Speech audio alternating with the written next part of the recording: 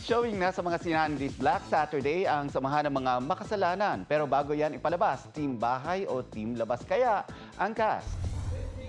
Walang pinatawad na fans ang cast ng samahan ng mga makasalanan sa kanilang cinema visit kahapon. Tila nagsanib puwersa ang kasalanan at kasiyahan nang masilayan si Reverend Sam aka David Nicauco.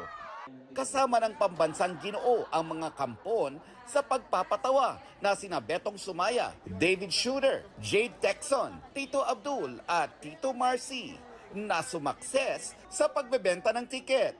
This Holy Week, ano nga ba ang plans ng mga makasalanan bago ipalabas sa mga sinihan ang kanilang movie? Gagala ba sa labas o magpapakabait sa bahay?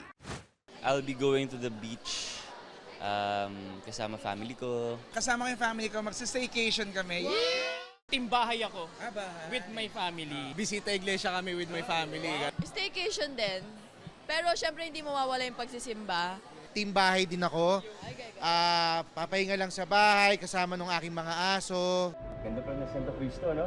Ayon kay David, marami ang matututunan sa pelikula kaya sumapi na raw sa kanilang samahan. Sana manood kayo ng Samahan ng Mga Makasalanan. April 19 na yan in cinemas nationwide. Please watch.